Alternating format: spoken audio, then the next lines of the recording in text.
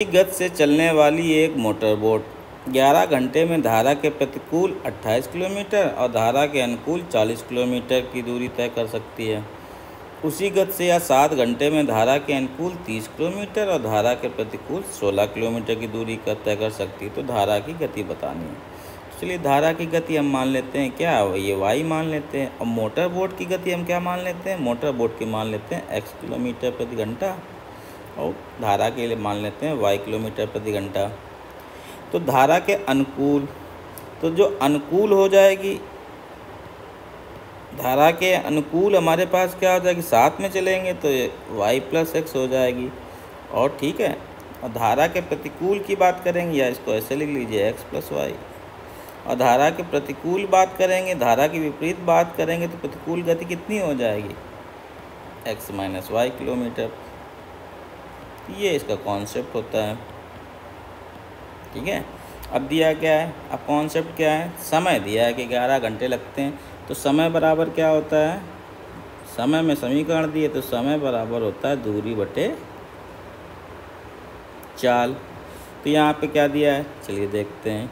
यहाँ पे दिया है कि 11 घंटे में तो 28 किलोमीटर चलती है प्रतिकूल, तो दूरी अरे 28 किलोमीटर और चाल कितनी हो गई हमारे पास प्रतिकूल में एक्स माइनस वाई।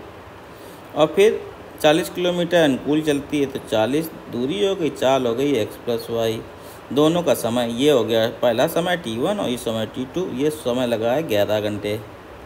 ठीक, दूसरी का समीकरण दिए 7 घंटे में क्या है, धारा के अनुकूल 30 है और प्रतिकूल 16 है। तो प्रतिकूल है 16 बटे प्रतिकूल की गति, और 30 किलोमीटर अनुकूल है तो 30 बटे अनुकूल की गति। इसको समय लगा 7 घंटे, तो समय में समीकरण बन गया है।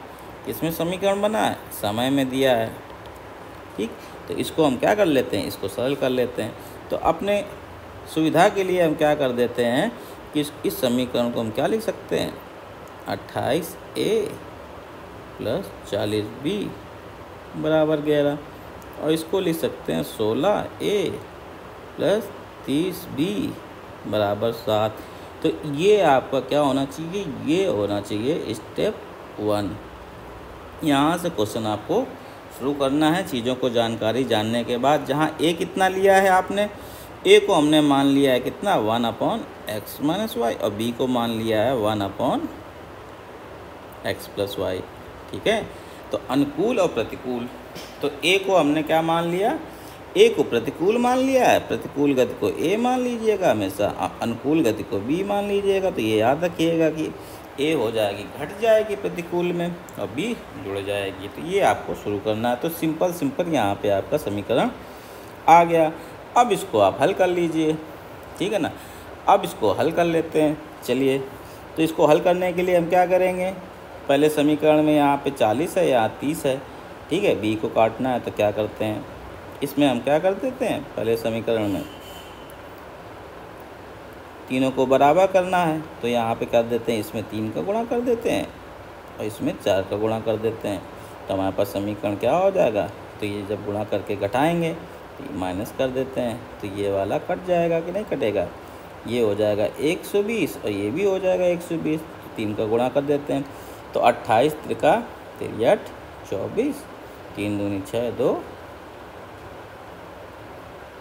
8 माइनस 16 चौको 64 ए, ये किसके बराबर हो जाएगा, 11 33 माइनस 7 28। तो ये कितना हो गया हमारे पास 20 ए बराबर किसके बराबर हो गया, 33 में से 28 चले गए 5।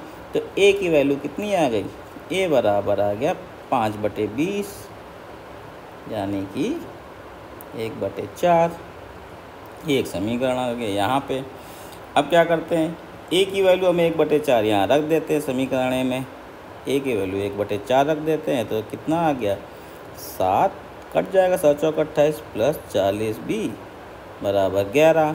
तो यहाँ से हमारे पास 40B कितना आ जाएगा, 11 में 7 घटा देंगे 4, तो B की वैल्यू कितनी आ जाएगी, B की वैल्यू आ जाएगी 4/40 यानी कि 1/10। तो यहाँ से यानी कि A कितना मिला, ए हमारे पास है 1/4 और ए है क्या 1/x माइनस वाई।